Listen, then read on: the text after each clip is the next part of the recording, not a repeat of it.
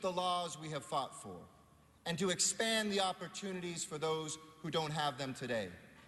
If we think racism isn't alive in this country, look to Charleston. Go to Skid Row. The Voting Rights Advancement Act of 2015 would also give the feds more authority in the courts on voting matters and in requesting federal observers at the polls. I'm Anna Marcos for LA This Week. The Southern Christian Leadership Conference of Southern California works to improve the conditions of poor and underserved populations. While a grassroots effort to battle South LA's crack cocaine epidemic has grown to inspire so much more. Gil Reyes reports from the 25th anniversary of the Community Coalition.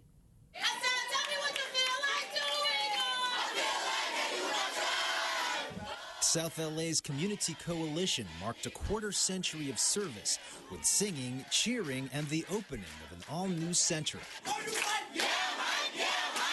Community Coalition was founded by former doctor's assistant Karen Bass, who'd go on to serve in the state legislature and now in Congress.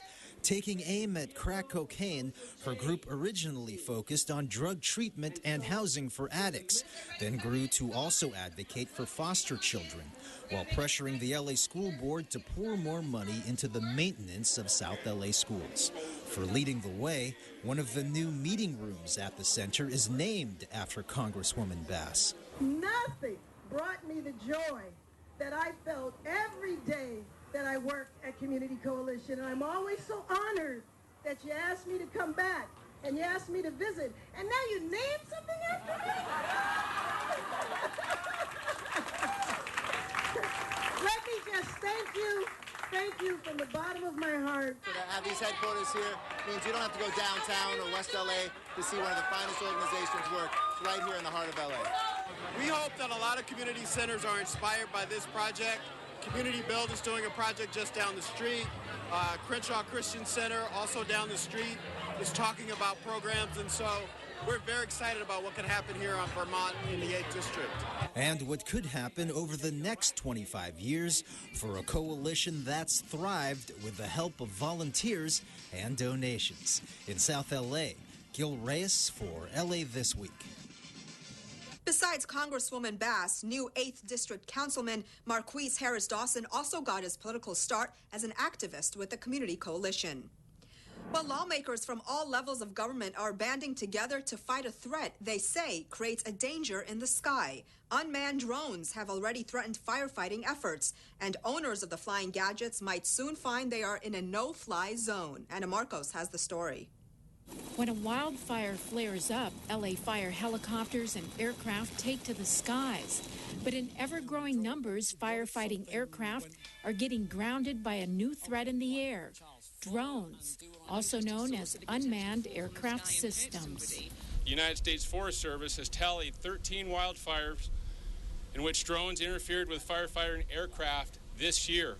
Although drones are used for police work, movie filming, and for other commercial reasons, more and more drone owners are now private hobbyists.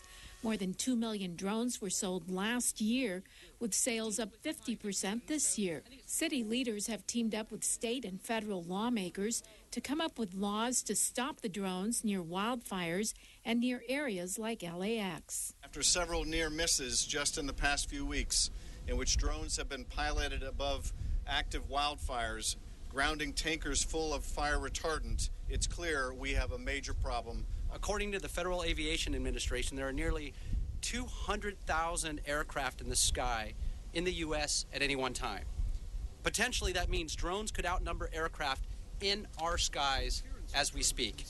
Luckily, LA firefighters say they have not had to deal with drone interference yet. But in neighboring San Bernardino, firefighting efforts were grounded recently due to drones in the Cajon Pass fire. The presence of drones in the fire in the Cajon Pass allowed for the fire to spread, because whenever drones are sighted near a fire site, the crew has to issue a complete ground stop, which someone could have lost their life, and that we cannot stand for and will not stand for. Both state and federal leaders are now drafting regulations. The state laws could take effect later this year. I'm Anna Marcos for LA This Week. And the community of Pacoima gets ready for El Nino. As Gil Reyes reports, a water storage system in the works aims to take advantage of the expected heavy rainfall. Whenever there's a major downpour, this stretch of Laurel Canyon Boulevard in Pacoima gets saturated with mud and rainwater. It comes up to my driveway. It's been taking trash cans. My other neighbor on the other side has to go around them and get them. And I have seen other people falling. That's why homeowner Ana Olvera and her neighbors support a new water recapturing project that aims to turn a negative into a positive. As these before and after photos show, city crews will be beautifying their flood-prone sidewalk while adding several underground wells beneath the curb.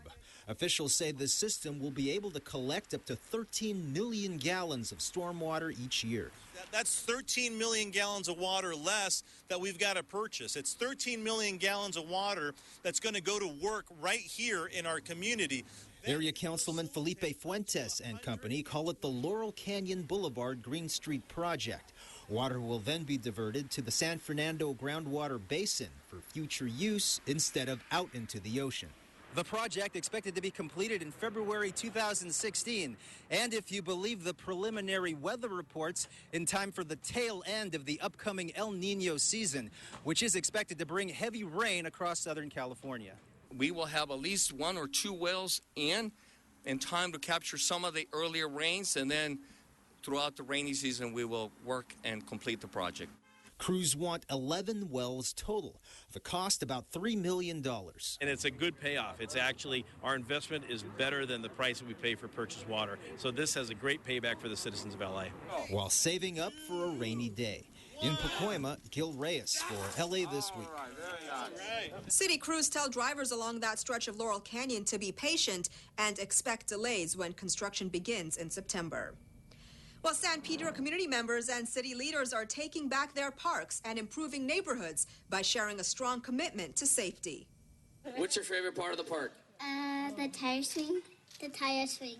It's official. The tire swing at the newly renovated Alma Park in San Pedro is hands down the overall favorite among kids who came out recently with their families to cut the ribbon on the new and improved neighborhood park. We will change this city forever. I think we are doing it now. I think we're making the quality of life better.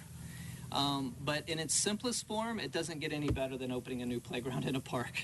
The improvements are part of an ongoing effort among city and community members to improve Alma and Rena parks and make them safer for park goers. Community members say for a long time the park was a hotbed for people drinking, doing drugs, and loitering. There was a real poor image for our community, and we started to feel it in the neighboring houses. But over the last 3 years, the blight has slowly started to disappear thanks to the LAPD, the Department of Rec and Parks, and the community working together to make the park a more inviting and safe place. And so far, it's worked. More children and young families have begun using the park because of new improvements, which include new playground equipment, surfacing, new fencing, benches, and walkways. The whole mood of this park has changed, and it's not only benefited just this park, but it's benefited the neighboring community. So it's been a win-win for everybody. And city officials want to keep it that way. They're taking a tough stand against anyone who engages in inappropriate behavior at the park. We owe it to the families and the kids, and this is our park, and we will not put up with any of the nonsense, with any of the knuckleheads who think otherwise.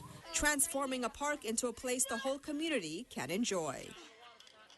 Well, people in Boyle Heights can breathe a little easier thanks to a new air treatment facility in their neighborhood. As Gil Reyes tells us, it's long overdue.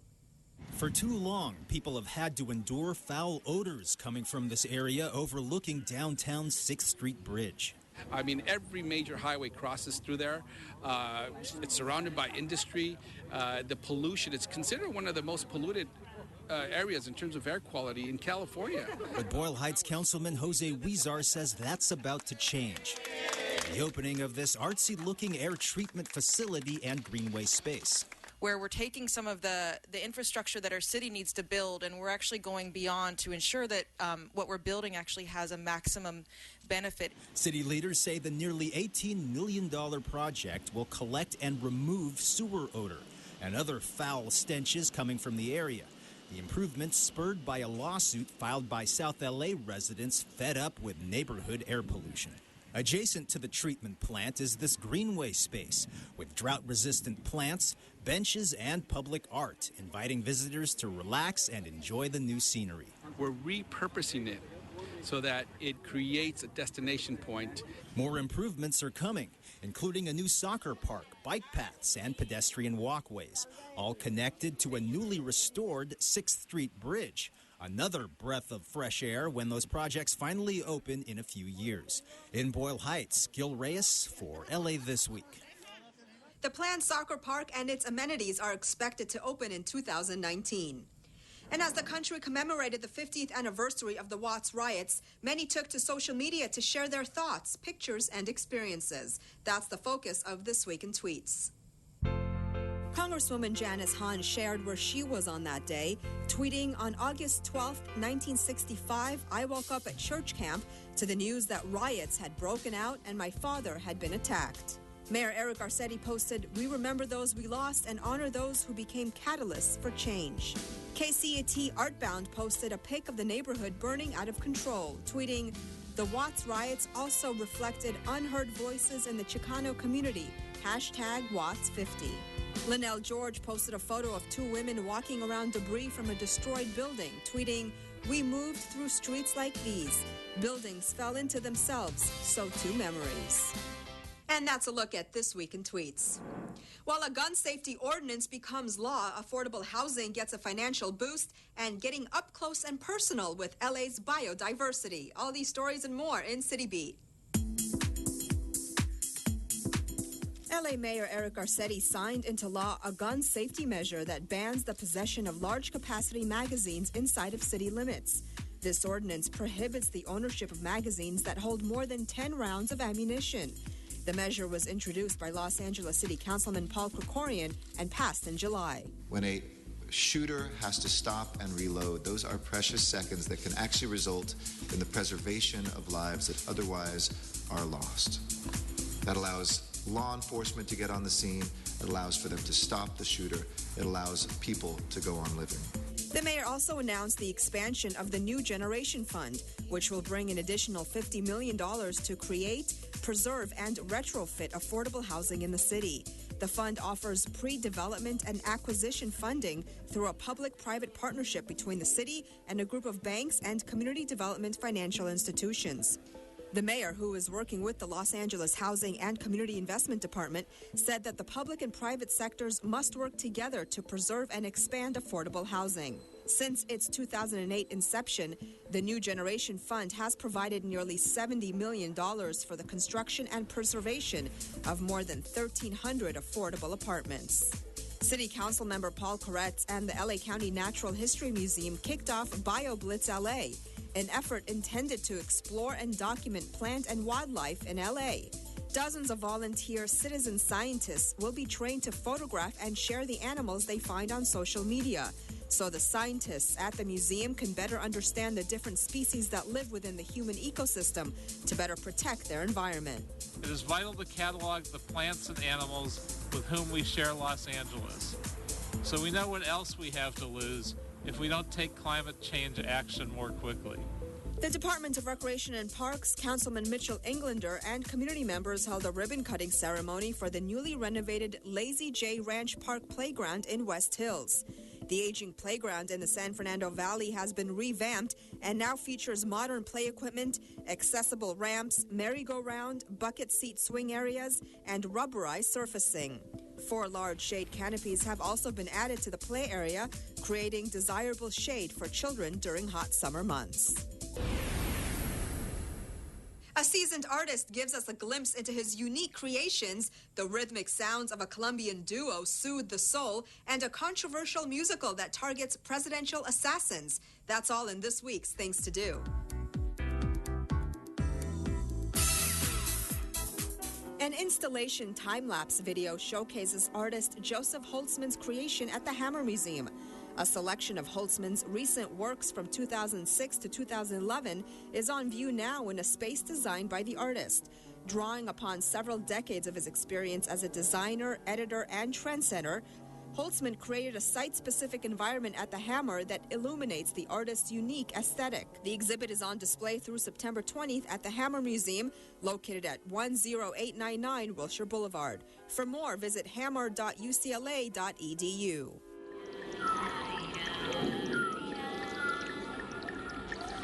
Journey through space and time with Lula Cruza, the South American duo boldly embracing the intersection of electronic and folk music traditions.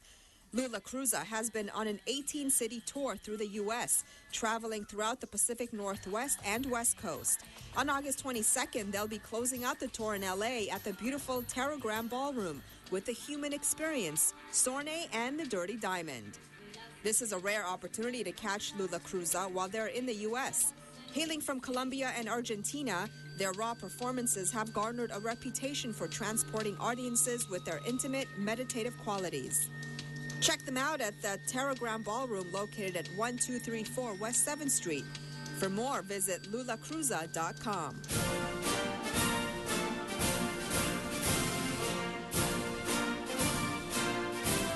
Disturbing, alarming, and eerily funny, Assassins is perhaps one of the most controversial musicals ever written.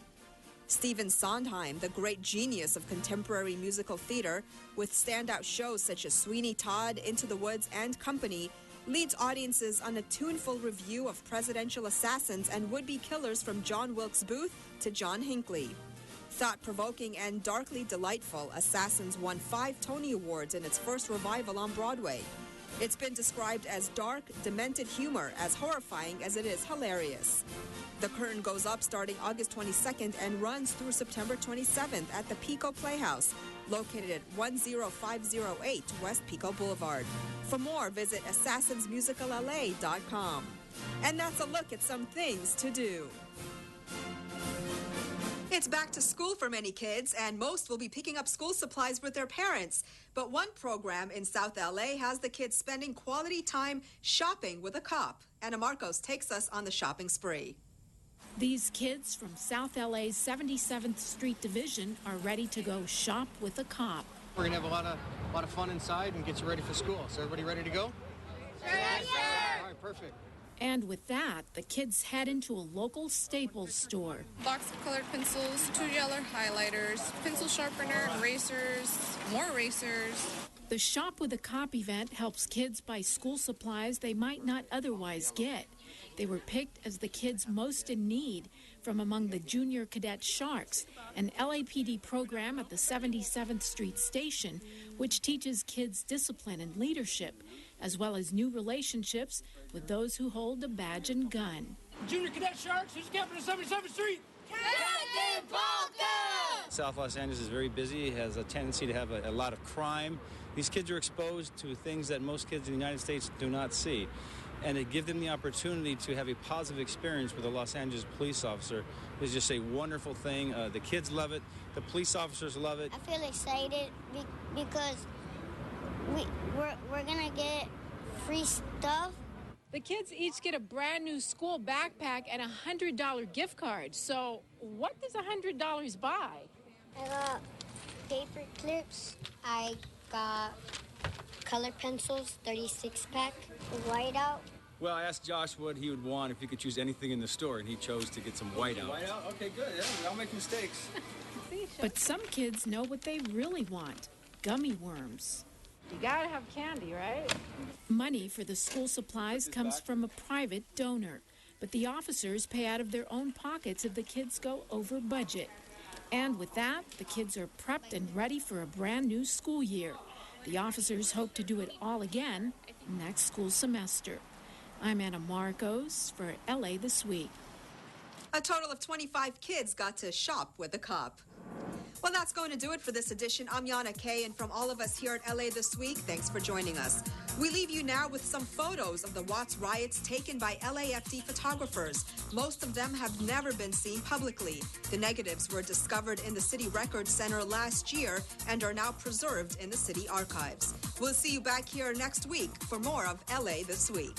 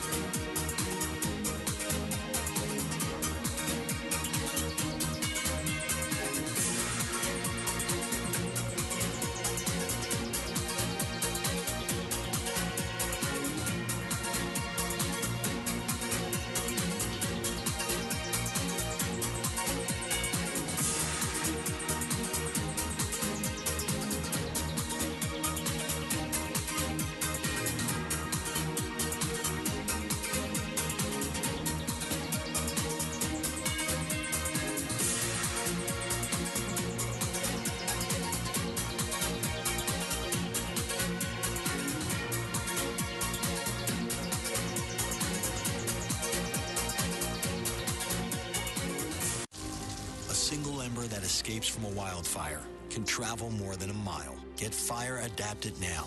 Learn simple steps at fireadapted.org. It's our duty to serve veterans and military families who serve their country in the most difficult ways imaginable. Together, we can say thank you in so many ways. Small acts of kindness mean more than anything. With our support, veterans and military families can face even the most difficult challenges. Let's honor their service with ours.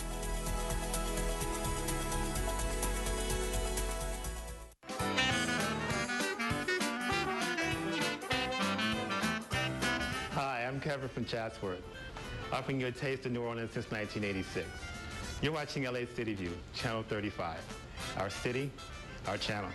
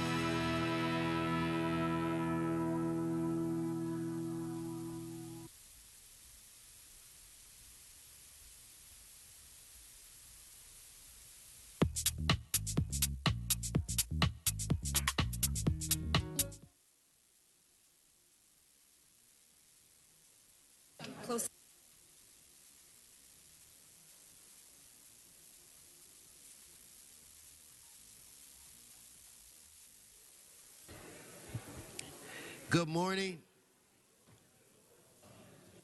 I would like to welcome you to your Los Angeles City Council.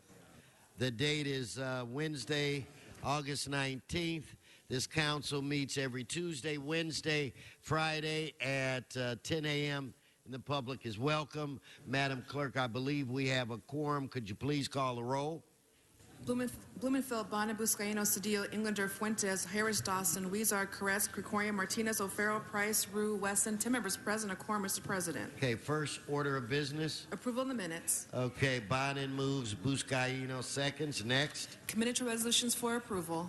Blumenfield moves, Fuentes seconds. That brings us where? Mr. President, there's a request to continue items 1P and 49 to September 29th. To September 2nd. Okay, without objection, that'll be the order. Next. Items 1 through 15 are items noticed for public hearing. The Department of Building and Safety report said items 1B may be received and filed as much as the lien has been partially paid and rescinded, and that items 1D, I, and L may be received and filed as much as the liens have been paid in full. Also, there's a request to continue item 2D to September 9th. Okay, so without objection, that'll be the order. Do we have any cards on these items? Yes, cards on items 2 and 15. Let's hold those two items and let's prepare to vote on the remaining items. Madam Clerk, please open the roll. Close the roll. Tabulate the vote. 10 ayes. And the ordinances, items 3 through 9, will be carried over for second reading in 1 week, if not reconsidered with 12 members. Okay, that's fine. Let's move on. Items 16 through 46 are items for which public hearings have been held. Okay, members, Mr. Fuentes. Item 46, special, please. Item 46 for Mr. Fuentes. Members, any other special? Mr. Koretz. Items 18 and 25. 18 and 25 for Mr. Koretz. Let's prepare to vote on the remaining items. Excuse me, Mr. President, for items 32 through 36, the committee report has not been circulated yet. Those should be held on the desk. Okay, so then that'll be the action. So on the remaining items, let's open the roll, close the roll, tabulate the vote. 11 ayes. Okay, where are we now? Items 47 through 51 are items for which public hearings have not been held. 10 votes required for consideration. Okay, so without objection, those items are now before this body. Do we have cards? Yes, cards on items 47 and 50. We'll hold those items.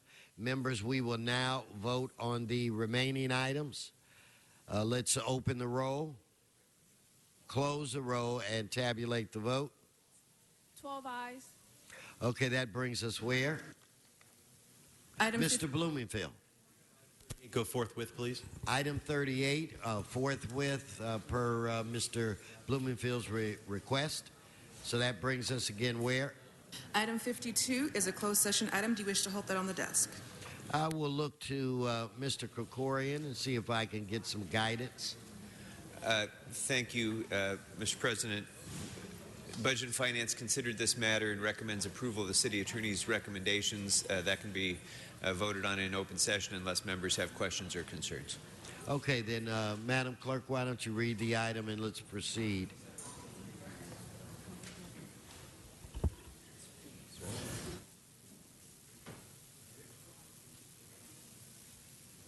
Let's go.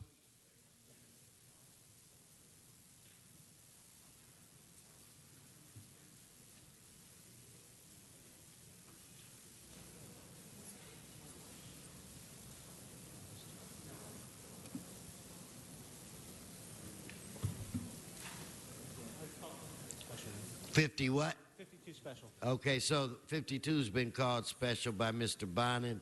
So that brings us where? On the continuation agenda, item 53 is an item noticed for public hearing. There's a request to reduce the amount of this lien to $398.16. Cards? No cards. Why don't we vote on that item? Let us open the roll, close the roll, tabulate the vote. 12 ayes. Okay, so that brings us where? Mr. President, the reports for items 32, 33, 34, 35, and 36 have been circulated. Council may vote on those items at this time. Okay, good recommendation, and I will follow it. So those items are now before this body. Let's open the roll, close the roll, tabulate the vote. 12 ayes. All right, that's approved. And Mr. President, now that there's 12 members, do you wish to reconsider the ordinances? Hey, we can get 12 minutes to vote as well. Members' minutes, we've been called worse. Okay, so so we have to first vote on reconsideration. Yes, and those are items 3, 4, 5, 6, 7, 8, 9, and 16 and 17. Okay, so the first vote will be on reconsideration. Let's open the roll, close the roll, tabulate the vote. 12 ayes. Now let's actually vote on the items. Let us open the roll, close the roll, tabulate the vote. 12 ayes. Okay, Madam Clerk, so the 12 members / minutes have approved that. What is before this body now? Mr. President, that brings council to items called special. All right.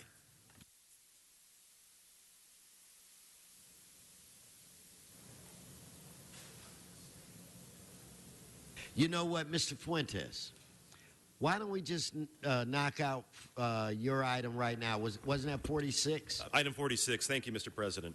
Colleagues, item 46 deals with the fallout of the failed rollout of the customer service system that we began in the fall of 2013. And let me thank my colleagues on the committee for really sitting in on a very deep dive conversation about the recommendations that you're going to hear about. I'd like to call the ratepayer advocate up so we can talk a little bit about this. There was a lot of initial responses to this rollout, some that included a state audit. Of course, the Department of Water and Power did its best to try to deal with the situation, but as all of you can attest to, it was dealt with very slowly and not as efficiently as we needed it to have been. And so with that, our ratepayer advocate, Dr. Pickle, did a report. He's got some recommendations, and I'd let him present those now. Good morning. I'm Fred Pickle, Executive Director of the Office of Public Accountability, Ratepayer Advocate. I have a small number of PowerPoint slides for you on this. First, the request for this report was initiated by a council motion in March of this year. This report is intended as a constructive approach to look at learning from DWP's billing challenges, and given further investment required in DWP's new customer information system and the need for replacement updates to numerous other key DWP systems, we felt learning from this would be very important. Most of the recommendations are intermediate and long-term and are not intended to be preconditions for any rate review. Key aspects of the report were a brief look at the results of the state audit issued in March. In the core areas, there are looking at the chief sources of delay. There were delays in acquiring resources, both outside consultants and in hiring post-launch. And there were also delays in establishing long-term plans for the joint system and components of DWP that were working on the billing system and related customer support, and in seeking control by those groups for execution.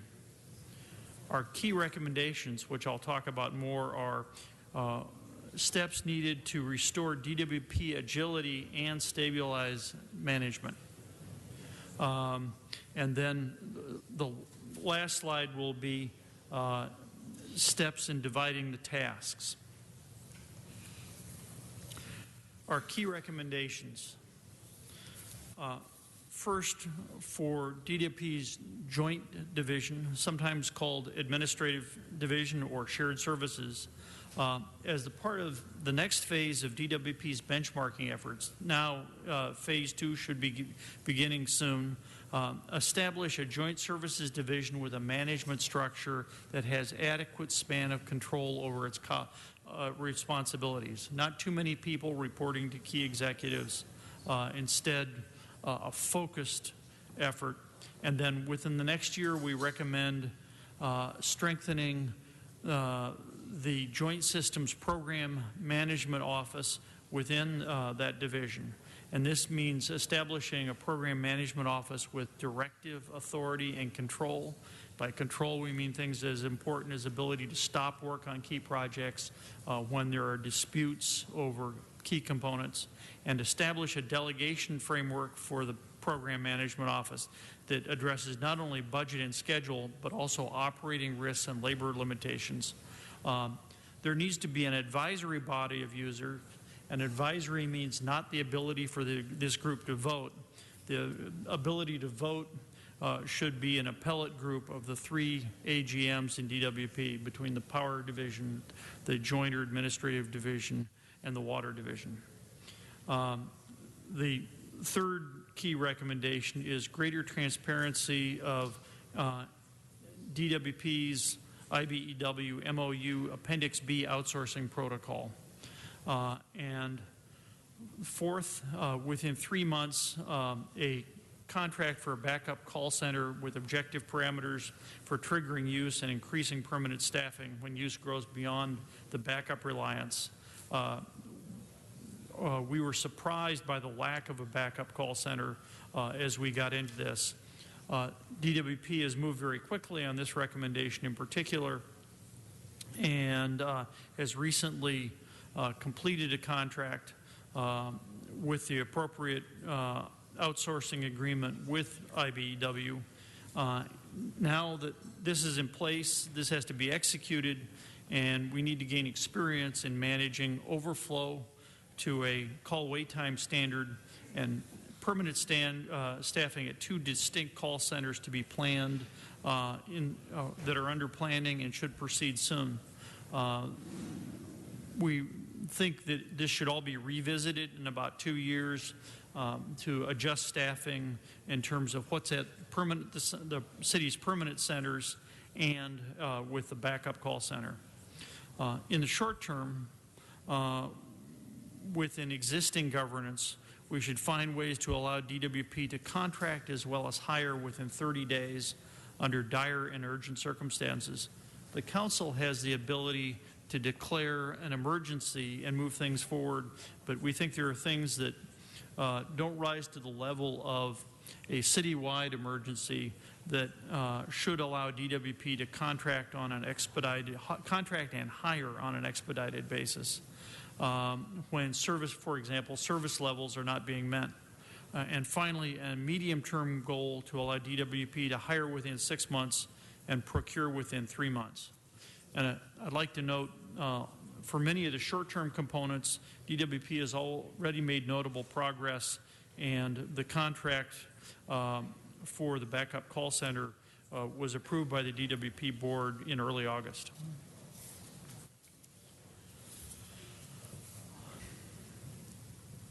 In summary, the detailed recommendation section for our report included 23 recommendations with combinations of steps directed to the DWP board, the mayor, and the city council. This long list needs additional work in terms of who takes which step when.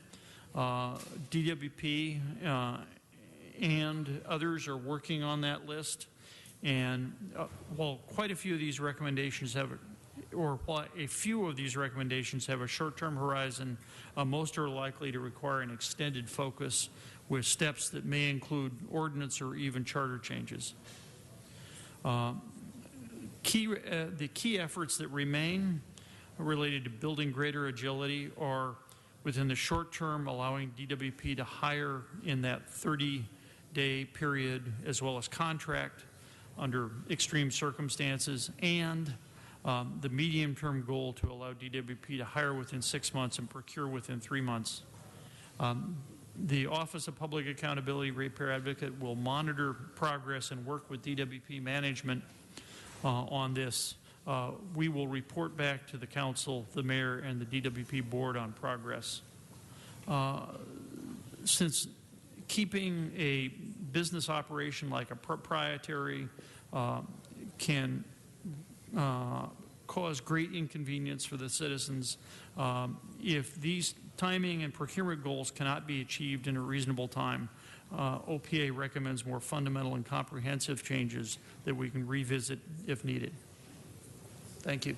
Any questions? Mr. Fuentes, you'd like to wrap this up? Okay, thank you, Mr. President. Seeing that there aren't any questions, I'll try to be brief. Colleagues, so this system failure, the rollout of it, has been living with us for about 2 years now. There's the obvious thing that we needed to make sure that we got the system up and going, and the department's done a good job in getting to a place where we're just about stabilized. We're stabilized, but almost remedied.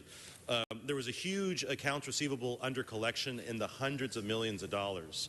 There was a state audit. There was class action litigation, which we settled recently, and now we're suing the contractor to try to recover some of these costs. It's a long way to say that there's a lot that's happening on this issue. It's been living with us for about 2 years now, and we are going to follow up on these recommendations in the committee, as well as all the other things that we mentioned that we've been monitoring. But we're also going to try to work with the Board of Water and Power commissioners to see what it is that they'll do with these recommendations. As you all know, we share a lot of the blame when it comes to the Department of Water and Power, the Commission, the Mayor, the Council, and there's very little accountability to any one body. So the governance makes it difficult, which is why these recommendations are really important for us to remember. As Dr. Pickle said, it's a long horizon that we're going to have to work on to try to get more governance in place to get this utility doing what it's supposed to do, which is giving the best value, the most dependable service to its ratepayers. And with that, I want to ask you for your aye vote and your continued support, and thanks to my colleagues on the committee, because we've been living with this for 2 years, and it's defined everything that this committee's done since I've gotten here. So with that, I'd ask for an aye vote. Thank you, Mr. President. Thank you, Mr. Fuentes. Madam Clerk, would you please open the roll, close the roll, and tabulate the vote? 12 ayes.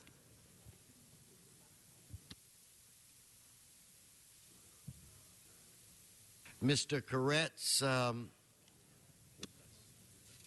I believe it's item 18, but if I'm wrong, correct me. Yes, thank you, Mr. President. I just wanted to flag this item for the council. A couple weeks ago, the PAW committee heard this item on our agenda, and the Personnel Department was asking for council to improve extension of our flex benefits contract for 1 more year. Now, as part of the responsibility to monitor the flex benefit program, providers are rated for their renewals. Kaiser wants to raise its rates by 4.65%. Blue Shield wants to increase its PPO by 11.90%, and both of its HMO plans by almost 11%.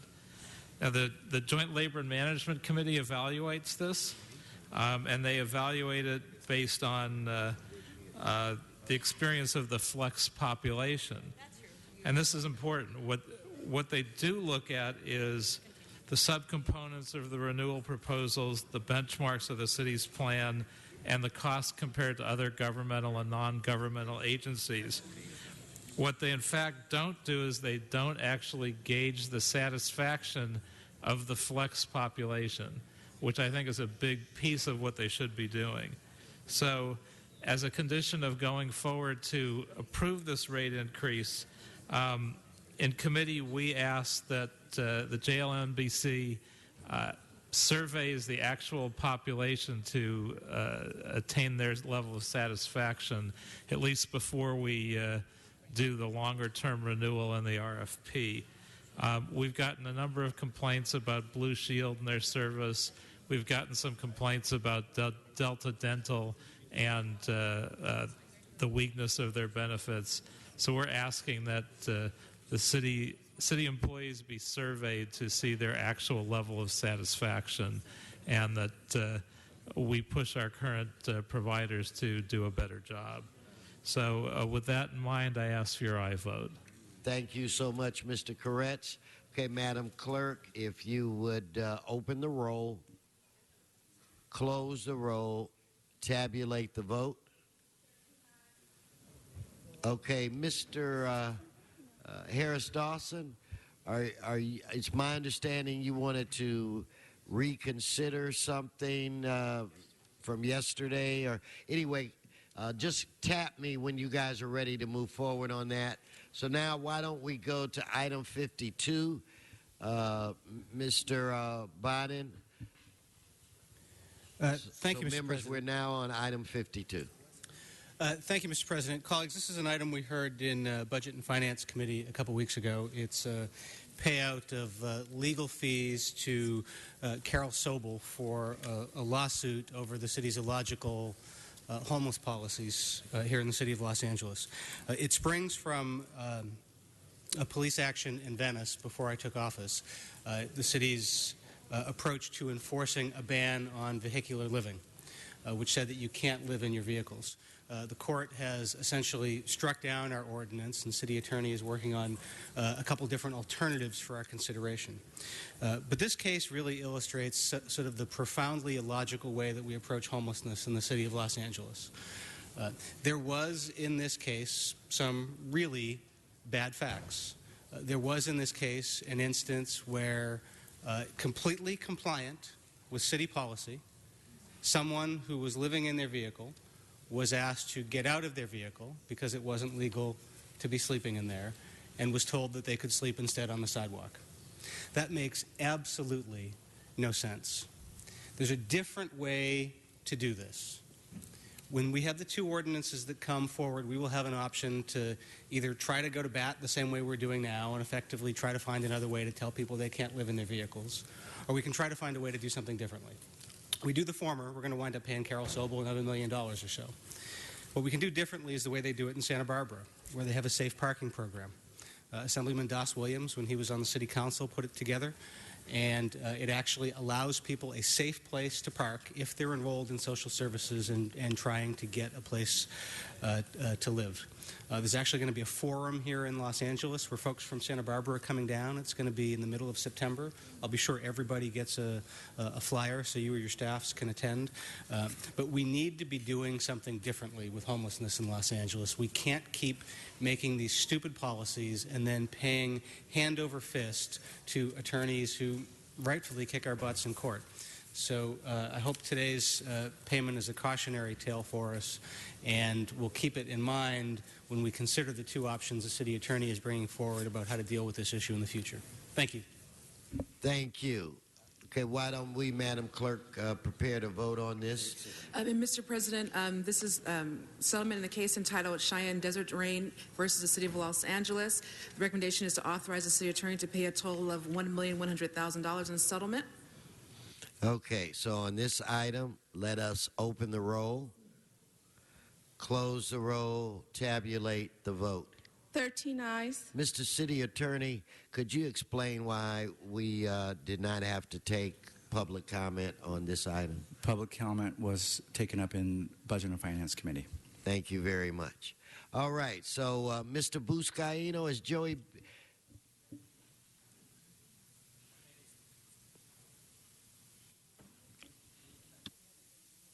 forthwith on the previous item?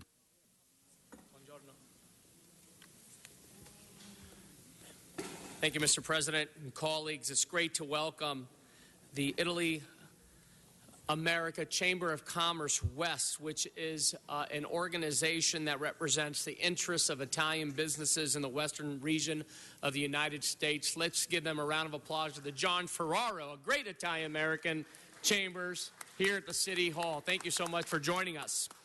With one of the largest ports in North America, it's imperative for Los Angeles to foster relations with other regions in the world that are heavily involved in international trade. And it's these trade partnerships that not only make Los Angeles the global world-class city that it is, but also make California one of the largest economies in the world. In poche parole in italiano, dobbiamo tenere il nostro rapporto stretto. We have to keep our tight relationship. Come si dice in Italia, facciamo l'amore, non facciamo la guerra. Let's make love, not war. And through the facilitation of trade and with international companies, we can enjoy products and services from all over the world. In fact, we are in the process and working with the Port of Los Angeles to name the Port of Palermo a sister port. The Port of Palermo is known primarily for its passenger cruise businesses, and it ranks one of the top ports in the Mediterranean as it relates to the cruise industry. And it's also one of the main point of entries for goods movement in the southern part of Italy. With us here, Mr. President and colleagues, is the Executive Director of the Italy-America Chamber of Commerce West, Emanuela Pane Bianco. And joining her is a President, Chris Manfre, and the Vice President, Mr. Wes Hooker Polenti. I'd like to turn it over for a couple minutes, Mr. President, to Emanuela to say a few words on behalf of the Chamber. Oh, Cristofalo. Chris Manfre to say a few words. Welcome. Good morning, President, Council members. It's my pleasure to be here. We want to give this letter to Council Member Joe Buscaino, and I'm going to read briefly an excerpt of this letter. Dear Council Joe Buscaino, Councilman Joe Buscaino, the members of the Italy American Chamber of Commerce West extend a cordial invitation to you to join our organization as honorary chair of the board and help us fully execute on our mission and strengthen our bonds with the City of Los Angeles, the Italian-American community, and the Port of Los Angeles. The Italy-America Chamber of Commerce West is a Los Angeles-based organization. It has been actively promoting and strengthening trade relations between Italy and the U.S. Western region since 1987. As a nonprofit organization, we provide our members and the community at large with a variety of services that help them grow and thrive locally and globally. We appreciate your time, Joe Buscaino, and consideration for the position of honorary chair of the board, and hope that you will accept our invitation with the installation ceremony planned on October 20th at Locanda del Lago in Santa Monica. Grazie. Thank you very much. Thank you so much. Thank you. Mr. President, should I accept on behalf of Yes, you should. Okay, I do accept. Thank you so much for doing this. I appreciate that. Thank you so much. You know, we also, I know Mr. Cedillo traveled with then Councilwoman Janice Hahn when we blessed the sister city in Ischia, which is a sister city we're really proud of. And also a true Italian American, Mr. Mike Bonin, who also sits on this council. Thanks, Mike, for showing your Italian roots and in support of what we're trying to accomplish between our respective countries and our respective cities. So thank you very much, Mr. President, for allowing us to highlight and celebrate the work that the Italy-America Chamber of Commerce West does here in our region. Thank you. Thank you, and thank you all for all that you do. Why don't we go, Mr. Koretz, it's my understanding on item 25, your concerns have been addressed? Yeah, that's correct. So I withdraw. Okay, so why don't we I ask for an aye vote. We'll vote on item 25. Let us, Madam Clerk, open the roll, close the roll, tabulate the vote. 13 ayes.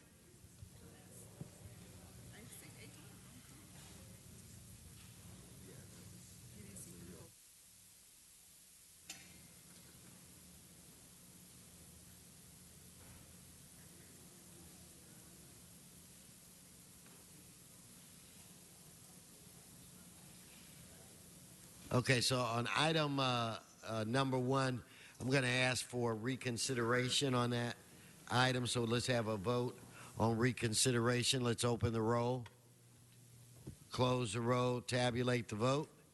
13 ayes. And I'm going to just quickly switch to item 50. We'll come back to item 1. I have cards on 50. I have Mr. Previn and Mr. Walsh on item 50. No applause, Mr. Herman. Please come forward, Mr. Previn and Mr. John Walsh.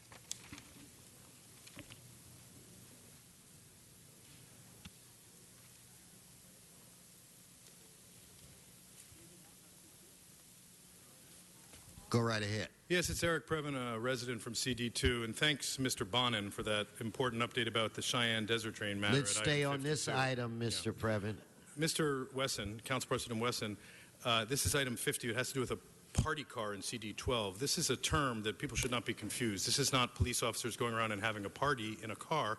This is a vehicle that will be dedicated to a patrol beat that includes monitoring various festivals and entertainment gatherings where people do a variety of activities, including busting a move, unfortunately also wrestling with one another from time to time, occasionally swimming inappropriately with clothing on and both off, on, in various other configurations, sir. But the party car is dedicated to that kind of activity, if I'm not mistaken. And then what they'll do is they'll make sure there's no gang activity, no weapons being used, no protocols regarding alcoholic beverages being consumed, being broken.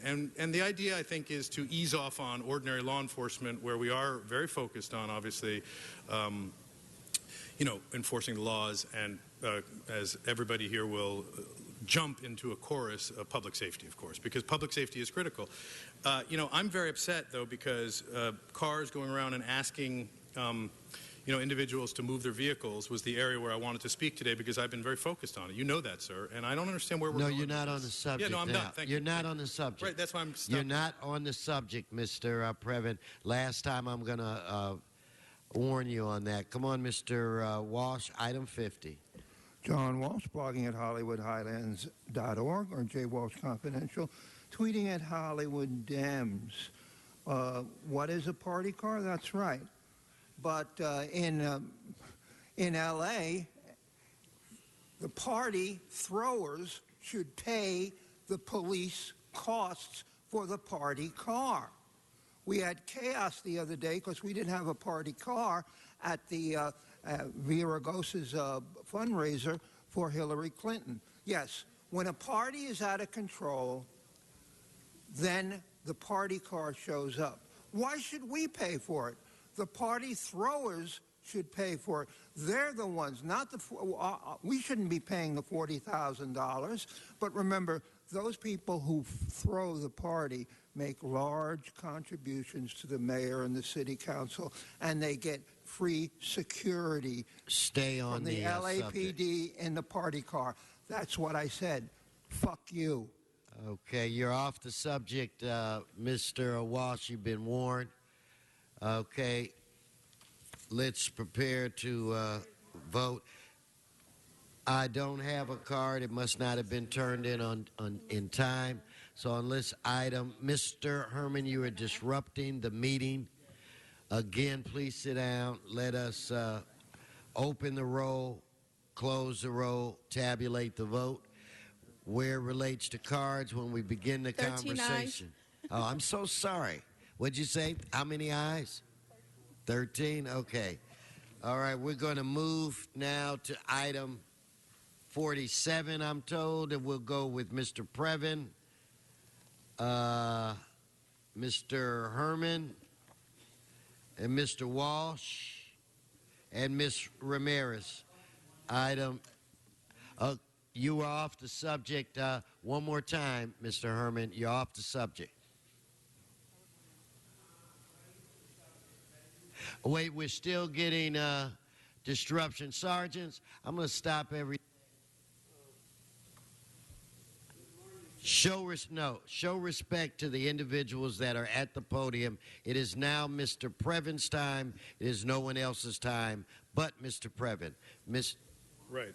Okay. Are we going? Thank you. Hi. It is Eric Previn, a resident from CD2, and I'd like to use the remaining time when I stepped away earlier, because I'm monitoring the time closely. So this will be only 60 seconds because it's a very confusing item. This is setting tax rates. So this is obviously an exciting time.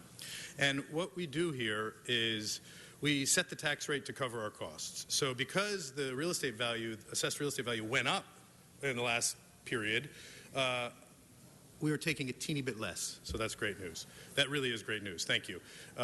And that's about 2% or 2 cents on a dollar or something like that. It is a bit confusing. What I couldn't find, and I'd like to get this in the next 15 or 20, someone could bring it over. I couldn't find Brentwood, Bel Air, or Pacific Palisades identified as such. I found Studio City, that's my neighborhood, and it might be that I'm sure they're there. I also couldn't find Compton, to be fair. It's not a rich poor thing. Are these coded differently? So if, and the city of Compton may be a different city, so that may be why that's not there. But thank you. Mr. Walsh, followed by Ms. Ramirez. John Walsh at HollywoodHighlands.org. This concerns levying taxes and setting tax rates for several interests and sinking funds for the bonded indebtedness of the city of Fiscal City. Well, I'm sure this has been totally vetted by the CAO and the CLA, or it wouldn't be presented here. However, when I go down into the small print, what it says, fiscal impact statement, well, you have to have that for you to vote yes. None submitted by the city attorney, neither the city CAO, the chief administrative officer, nor the CLA, the chief legislative analyst, has completed a financial analysis of this report, and it will receive 15 votes, including Rue, for this when it has never, ever been analyzed by anybody in the city. HollywoodHighlands.org. Ms. Ramirez? Ms. Ramirez passes. Let us be prepared to vote now on this item. Madam Clerk, would you please open the roll,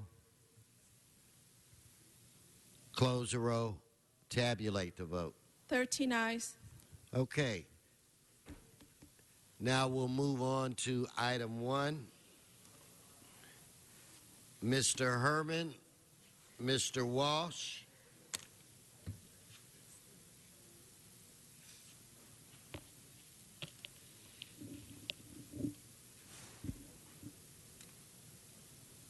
Mr. Herman, run his time.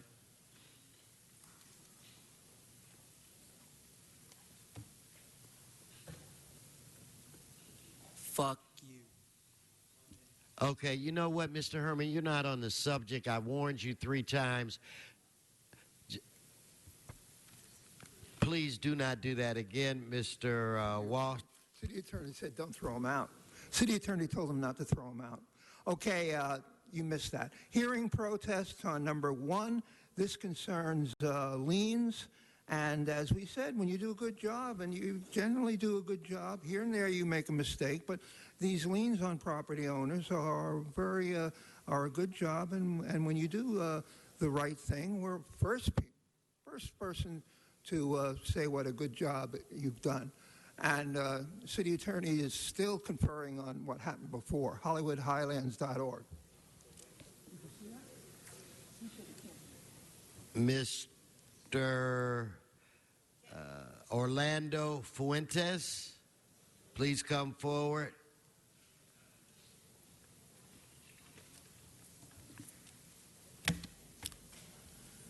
Morning, sir. Okay, I'm here. I just received a letter to my address for about $1,623, and the reason why I'm like to do it is something about it is I don't feel comfortable with this because it's not fair. Wait for 3 years to receive this letter to my house when the bill when I sent my money order to pay my bill, that was like $300, I think. I'm not so sure with that one. But see, right now, almost $2,000. What was that address again, sir? The address.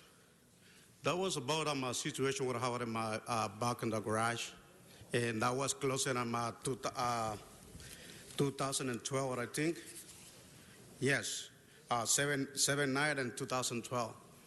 And I just received a letter 3 years later, and now it's going to be like, my house is in lien for $1,623, and I don't think it's fair, to them. So are you referring to the address at 1249 West 76th Street? That's correct. And okay, continue.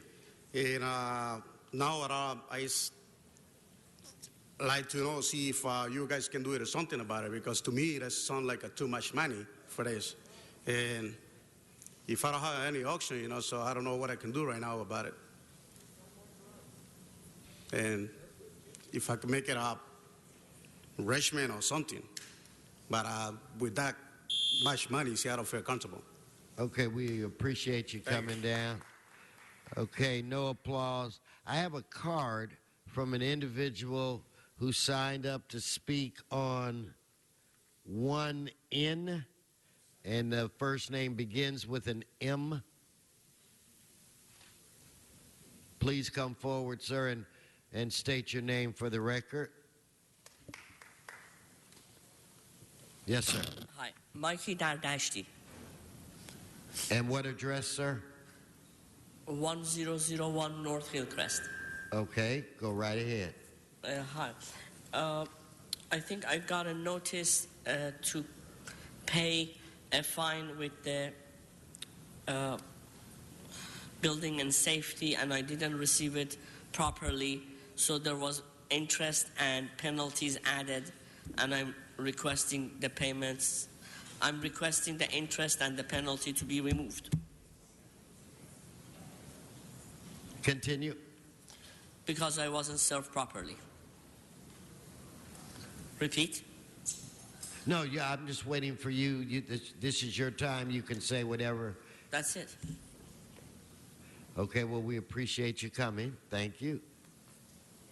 Now, I have another card from Mr. Juan Acala on item 1.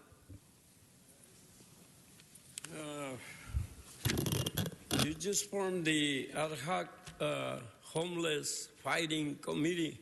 Stay on the subject. Yeah, you're a homeless making institution. Look at all those liens, and a lot of them, people didn't even receive their notice properly, and they never will. And you will keep on charging and charging and charging. You're trying to make people homeless. That is your mission in life. You bunch of nerds, idiots, whatever you went to school for, you're fucking up. Stay on the subject. The subject is you're screwing up, and you're screwing people up for no reason at all. We all deserve a place to have a place to live. Stay on the subject. Yes, that is the subject. You keep taking houses away from people, and you're supposed to be the people helping us. We elected you, so you ride around on your limousines instead of helping us. You damned idiots. I saw you at the Wall of China. What were you doing over there? He is not talking You're about not this on item the now. subject. Yeah, I saw you there. Thank you, Mr. Acala. Thank you. All right. Are there any more comments on this item? I do not see any. Madam Clerk, please open the roll, close the roll, tabulate the vote. Can we get a little help with the mic? We're having some technical difficulties, but it was 13 ayes. Now we will move to item, I believe, 15. And on that item, I have cards.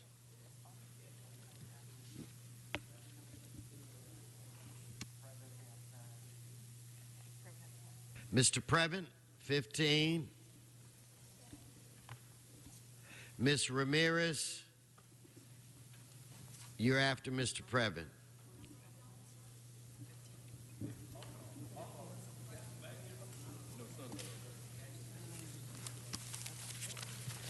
Okay, it is yes, greetings. Are the technical difficulties resolved, sir? It is Eric Previn from CD2. Item 15 is an application for determination of the public convenience or necessity for alcohol sales at a 7-Eleven in the Rampart area. Now, 7-Elevens are obviously prevalent. It's a big company. They do a pretty good job in many people's neighborhoods. They're clean. They're well managed, generally speaking.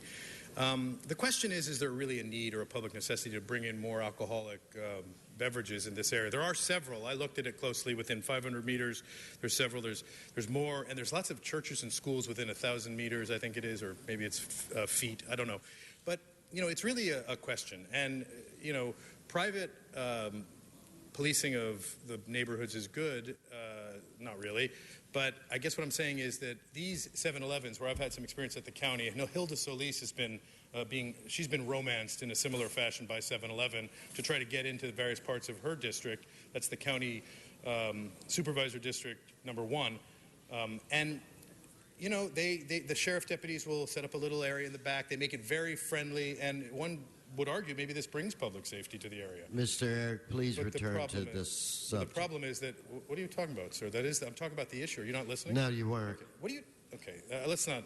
That's just go disruptive. on. Give me 10 seconds back, sir. No, That's you so just rude. go on. I'm talking about 7-Elevens in our neighborhood. That's what this Continue is about. to talk about 7-Eleven, this item. So now I've been derailed. So that's a congratulations, sir. I mean, you've done a good job. I mean, why would you do that to a person who comes down here? Thank you. You're on his off own the time? subject. Ms. Ramirez.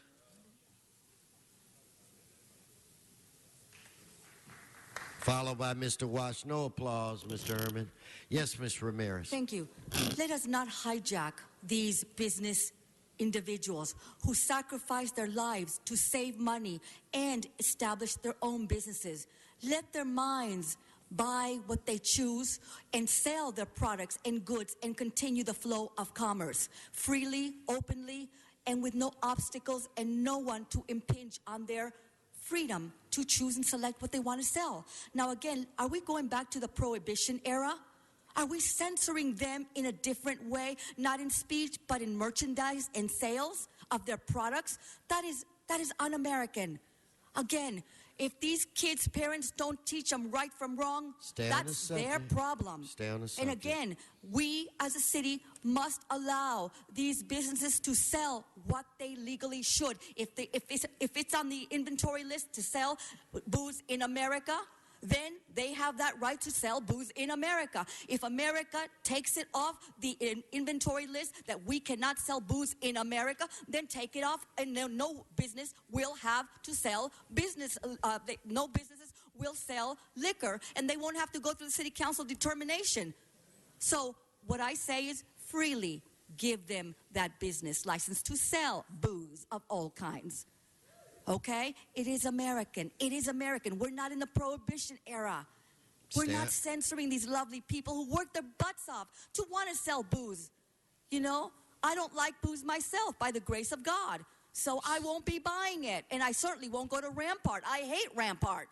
So, again, and the cops aren't any better. So, please, allow every business individual to assert their First Amendment right and sell their booze. Who are we to use any forms of draconian style of Nazism and deny them that right? And God bless Donald Trump. God bless Donald Trump. Thank you. Thank you, Mr. Walsh, followed by Mr. Akala. John Walsh, HollywoodHighlands.org. Again, a salute to Mr. Price, the first city councilman in the past 10 years to actually vote against a new liquor license. We have more liquor licenses per square mile than any other city in the United States, and also more drunk driving killing. Sometimes you have to, on South Bryant Park, go 10, 15, as much as 20 feet before you can buy alcohol. And I don't see anything in the Constitution about the right to sell poison. And these places, we don't need any more. And every time you're going to vote for this, but every time somebody dies from hit and run, except for Mr. Curran Price, the blood of that person is on your hands for having unlimited liquor licenses in this city of Los Angeles. For shame. We do not need any more liquor licenses. For convenience and necessity, up your asses. Thank you. Your time is expired. Mr. Akala, followed by Mr. Herman. I will start my speech where he ended his. Up your ass. You fools, why are you giving the right to sell drugs? Alcohol is a drug, you idiots. And you keep telling the kids no to drugs, say no to drugs. What the hell compels you to be so stupid? Oh, it's money. City Hall needs money. It doesn't matter how they get it. Let's legalize marijuana, but let's make money out of it. Let's legalize every drug, but let's make money out of it. Fuck you, people. You're really not very human. You take people's houses away. Stay on the subject. And you give permission to sell drugs just to make money. It doesn't matter what the consequences are. It doesn't matter how many people get run over on the street. It doesn't matter. It's all about money for City Hall. Take it from the people any way they can. And I don't know who the fuck invented this system. Was it George Washington? Stay on the subject. Or his Stay wife? on the subject. Well, I'm talking about a system that helps people get drugs instead of helping them get housing. Okay, you're off the subject. Thank you so much, Mr. Akala. Your time is done. We'll bring up Mr. Herman.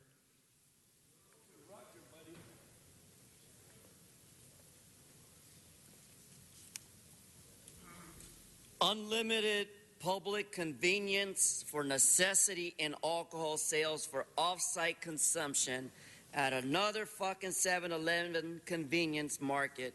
Sadly to say, it's no secret that alcohol consumption can cause major health problems, including injuries sustained in auto accidents, Judge Ferguson's son, or even a bicycle accident, Judge Ferguson's son.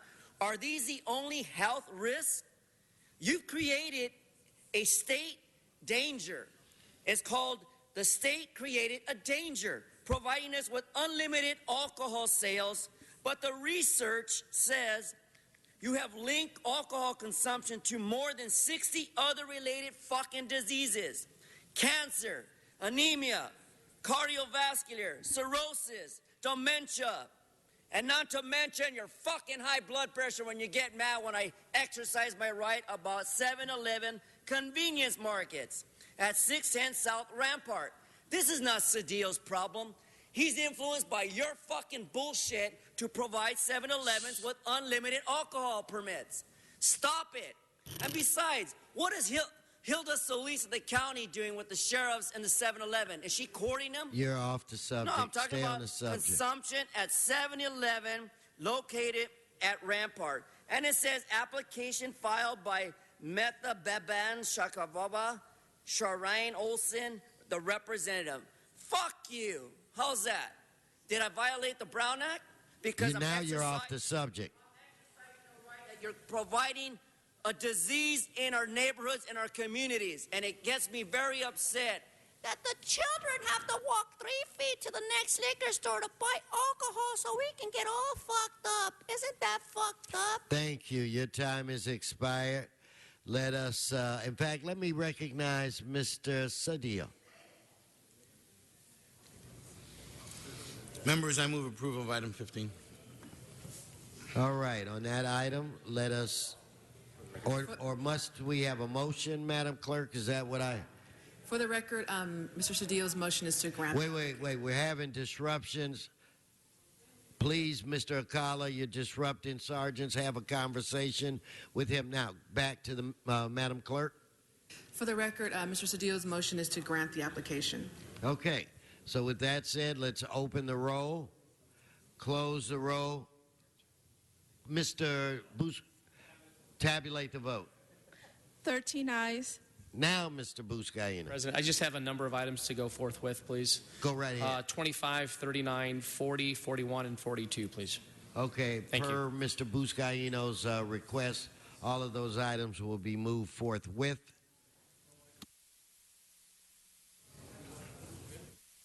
Okay, we have, I'm going to go to Council Member Rue for a very important introduction. Me? Oh. Yeah. Thank you, Mr. President. Thank you, Mr. President. You know, at this time, we have a good friend, president of the Los Angeles Community College Districts, Scott Svunken, in the audience. Wanted to recognize. Thank you for coming, and I wanted to let my colleagues know that one of our friends are here. Thank you. Okay, now we'll move again and welcome Mr. Cedillo. Yes, on announcements in the chambers, last night I saw this incredible documentary on the great mayor, Tom Bradley. One of the stars of that documentary was Dr. Fernando Guerra, who talked much about the history that led to our great grace of that great mayor, Mayor Tom Bradley. Fernando Guerra is with us. Dr. Guerra is with us in the chambers. Okay, so we have Dr. Guerra and fam. Anyway, you're welcome. Good to see you. And thank you for all of the work that you've done for so long in this great city. Okay, let's move on to item 2. I have cards on this item, so if I could get a Francis Martin, please come forward. Mr. Previn, I have 2 cards from you on item 2, so if you would follow Mr. Martin. Yes, sir. Good morning, Mr. President and members of the council. I represent the taxpayer in this matter, Richard M. Lester, a law corporation. The city wishes to file a lien for unpaid business taxes. My client is a law firm that performs much of its work outside the city. My client has been paying its taxes according to apportionment rates for gross receipts generated by work performed outside the city that were agreed upon by my client and the city in 1996. So what happened was this past year, excuse me, this past year the city conducted an audit and changed the apportionment rates. As I said, my clients had been paying its taxes, but the city is now retroactively demanding my client pay additional taxes for the last 3 years based on the new apportionment, which my client finds unreasonable and unconstitutional. My client has gone through the administrative appeals processes, and we will be filing a lawsuit in Superior Court to challenge the tax assessment. We will be arguing in court that it is unconstitutional for the city to retroactively change the apportionment rates and demand additional taxes when my client has been paying taxes according to rates that were agreed upon since 1996. We will also be challenging the new apportionment and the city's categorizing some of my clients' employees as independent contractors also. So it would be unreasonable to file a tax lien when there has not been a judicial determination as to what the tax assessment should be. So on behalf of my client, we're respectfully requesting that the city delay filing this tax lien until that determination is made in court. Thank you. Thank you, sir. It's my, Mr. Previn, it's my understanding that you're out of time. Mr. Herman, you have 1 minute. No, Mr. You can count the time. I've been paying attention on my clock. Mr. Prev Sargent, I'll sort this out, but it's my understanding that he has no time left. Mr. Herman, you have 1 minute, I'm told. You heard it. It's unconstitutional to take your bullshit liens by changing rates without judicial determination. Without judicial determination. It's unconstitutional, Dion. And yet you fuckers take advantage of people in CD14 at Broadway Textile Incorporation, Miracle Communications Incorporation, Richard M. Lester ALC, and what about the U.S. Metro Group Incorporation? Close to $1 million fucking dollars.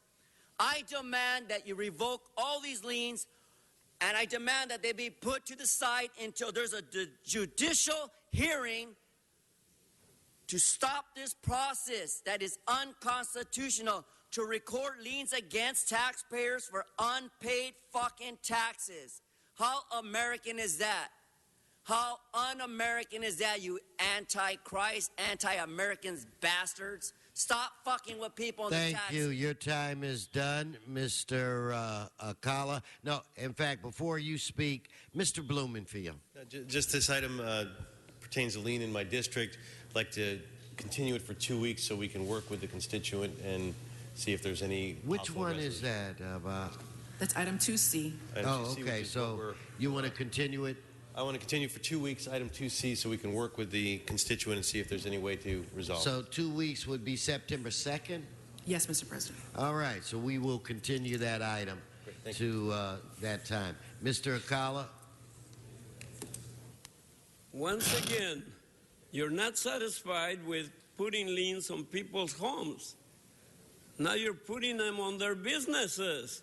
You don't want anybody to make a living, but you want to collect taxes and taxes and taxes. How in the hell does that happen? Do you have some kind of a magic formula where you can get taxes I don't know where? What kind of school did you guys go to? Political school?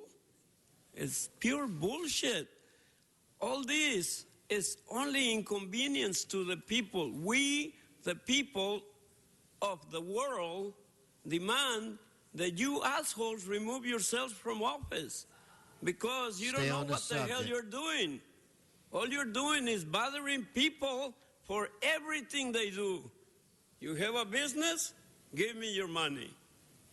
You have a home? Give me your money. You have a candy bar? I'll take half of it. What the hell is wrong with you people? You need to go check a psychiatrist, a political psychiatrist. You might want to go join Mr. Donald Trump. Okay, you're off the subject now again. So thank you so much, Mr. Akala. All right, let's prepare to vote. Let's open the roll, close the roll, tabulate the vote. 13 ayes. Mr. Harris Dawson. Thank you, Mr. President. I'm rising to ask for reconsideration from yesterday's agenda, August 18th, item 1A, and additionally asking for reconsideration of item 1E from today's agenda, August 19th. I'd like to continue both until September 2nd, 2 weeks. Okay, so let's have the first vote on the reconsideration. Let us, Madam Clerk, open the roll, close the roll, tabulate the vote. 13 ayes, I think she's saying, not think, 13 ayes. Okay, that has been, those two items, stop me if I'm wrong, Madam Clerk, will be continued until September 2nd, which is 2 weeks from today, correct? Yes, Mr. President. All right. Now let's move forward with general public comment. Do I have an Oscar Mohammed and Sean Murphy in the audience? Please come forward.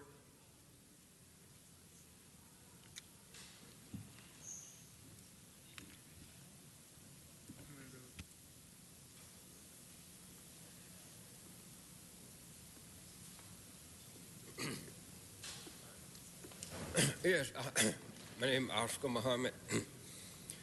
We'd like to bridge political responsibility. We live in a very, very irresponsible society. It seems like though we want to give a responsibility to what we share, we give responsibility to the other people. We should clean up Skid Row. It's a very humane situation that African American people live on year after year. In that filth, what we call Skid Row, that's the most destructive community in America. You find no other community in America where the black homeless sleeps on the sidewalk continually. They do not ask people for state money to, state money to help the homeless. But it seems like we have Los Angeles, California is a city of liberal. It's the city of liberal. We should more government, more inequality. More government, more immoral laws, more laws, more taxes. Thank you, Mr. Muhammad. Sean, followed by Mr. Previn, followed by Mr. Walsh. Good morning, Mr. President. Still need to clean the storm drains. I hope the crosswalk's fixed on Lancashire Memorial Park. I'm going to be away from that area for a while. Let's keep our storm drains clean.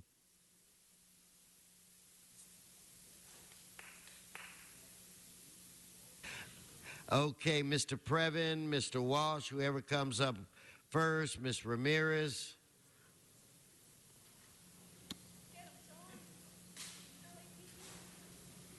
John Walsh at HollywoodHighlands.org. They built a gallows for us yesterday. You can see it. It was on the steps of City Hall. You can see the gallows and the hangman's noose. It didn't in any way intimidate us. Number one, last Wednesday, 1:15, there was the alarms went off. All of the people in the press room got their asses out of here. Everybody got their asses out of here. Mr. Krikorian, this whole building was evacuated because we have a system, a fire life safety system that's antiquated. It's falling apart. We're in a fire trap. And the scumbags at the LA Times, starting with editorial writer Robert Greene, are keeping this quiet because they fear if people realize this is a fire trap, the Olympic Committee may not come here. This building is a fire trap. Thank you. And before Mr. Previn comes up, Ms. Martinez. Mr. President, I'd like to call item 47 forthwith from Mr. Krikorian. No problem. So item 47 forthwith, Mr. Previn. That is a Freudian, sir, it's Eric Previn, CD2, and that is a Freudian slip in the annals of City Hall. It is Eric Previn from CD2, sir, and, you know, I have always tried to comport myself in a pleasant manner, even sometimes when I'm saying things you don't want to hear, but your obligation under the Brown Act and in the rules is to really hear from folks in the districts, and, you know, today 2D was a group in your district, sir, CD10, U.S. Metro Group, Inc. It's a janitorial company. They owed something like $944,000. You're leaning on them. You want to get that money for your residents. Now, in my district, CD2, we had a guy, Richard Weintraub, who had a big, fat transit occupancy tax lien, or, you know, money he owed, parking tax he owed, and we negotiated way down. We sued him as opposed to, so I don't get what's happening here. Are we doing the same kind of routine? And I spoke to the people in finance, Beverly Cook and PJ Shemtube, nice people. They run something called the Settlement Bureau. Now, is it that you have to put money into the campaigns to get the good settlements, or is it something else? But something is fishy, sir. Thank you, Mr. Previn. Ms. Ramirez. Please don't lump me in with Mr. Alcala, cochino puerco asquerosa, who's not even a man, but a pussy. I can't stand pussies. These filthy, uncivilized, jealous, nosy, vicious, racist, hate-mongering wetbacks and evil Latino chango gangbangers believe that they are entitled to everything in America. They have no legal standing in America. Stop rewarding these undesirable pigs and thieves. Having said that, ladies and gentlemen, let us boycott all movie studios, i.e. Paramount Studios, which I just saw their truck downstairs in front of City Council, and Universal Studios, Univision, Telemundo, DreamWorks, Warner Brothers, and all the other shenanigan industries. They hire wetbacks and gangbangers. They make many military movies. And who do they hire? Not military veterans, but they hire wetbacks and gangbangers. And most of them harass and leave their filthy trash in the surrounding areas and causing a lot of havoc. You don't want that trash. That's why we say vote for Donald Trump. Deport the bastards and clean up America. Restore America. God bless Donald Trump and the military. Thank you, Mr. Alcala, followed by Mr. Herman. Donald Trump and you, fuck you, white trash. That's what you are. Donald Trump, go learn a little bit of history, you motherfucker. You know where you came from? You came from Europe, you asshole. You know where the Mexicans came from? They came from this continent. So Donald Trump, roll up all your billions and shove them up your ass. 1,000,000 times. No, 1 billion times. No, 3 billion times. Fuck you, Donald Trump. Fuck you, racist little bitch. Fuck everybody that's racist, including you, city attorney, if you are. I don't know about Wesson. Are you a racist? You're racist against the speakers. That's what you are. Stay on the subject, okay? Stay on the subject. Stay on the subject. Don't... Thank you, Mr. Akala. Mr. Herman.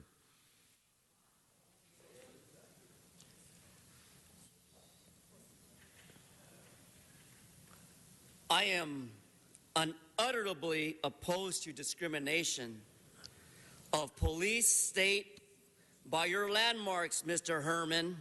You, Mr. Herman, disruptive.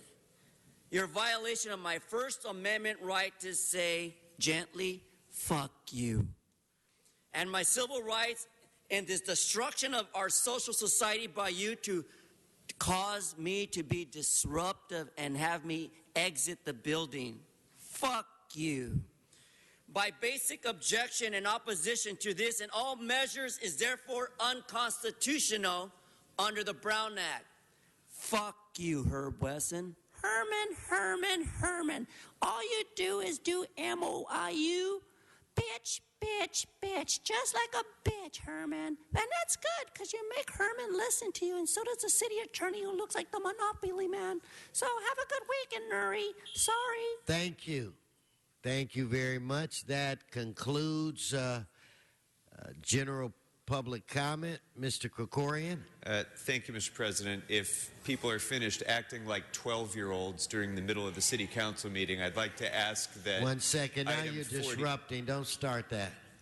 I'd like to ask that item 47 be sent forthwith. Well, you know, Miss Martinez handled that for you. It's gone. Thank you. We can bring it back and send it again, but it's gone. Okay. Madam Clerk, what's before this body? Council has motions for posting and referral. They are posted and they are referred. Announcements. Everybody, please rise for adjourning motions. Please rise for adjourning motions. I will first look to my right side. I do not see anything to my right. I now look to my left. Mr. Bonin. Thank you, Mr. President. Colleagues, I'd like to ask that we adjourn today in memory of a Pacific Palisades resident, Yvonne Craig, who most of you may know as television's Batgirl from the late 1960s series starring Adam West and Burt Ward. Yvonne Craig, who lived in Palisades for a number of years, passed away the other day after a long battle from breast cancer that metastasized to her liver. She was quite a celebrity. She actually created the character of Batgirl. It had not existed in the comic books until that character was created for television, which is what gave that series its third and I think best season. Her website, last night when I went to bed, was up. It has crashed this morning because of so many people interested in her and her life. She was 78 years old. She was known for more than just the Batman television series. She started out as a ballet dancer and then landed a part in a John Ford movie, The Young Land. She then went on to have a part in Star Trek. Mr. Koretz may remember this as a Star Trek fan.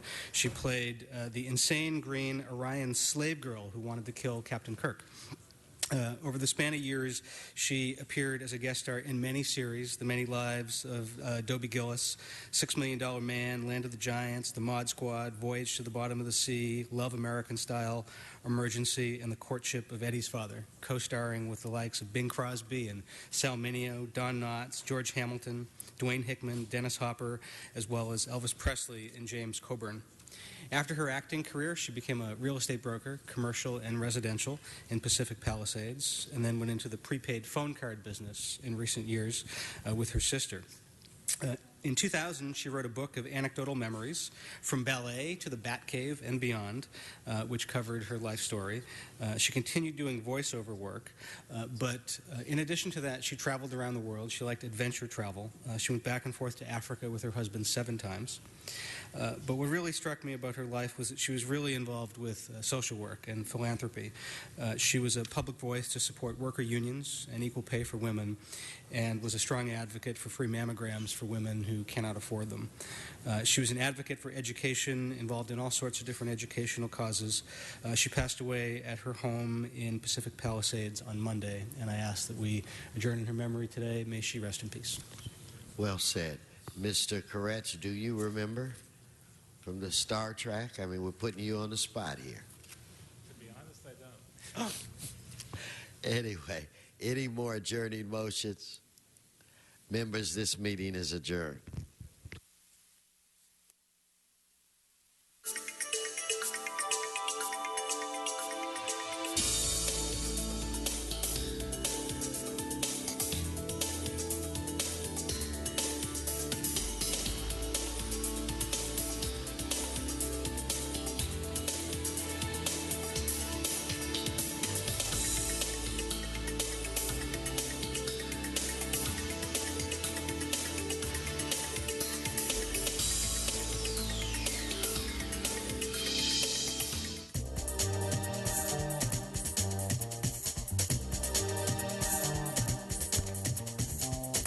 You're watching LA City View, Channel 35.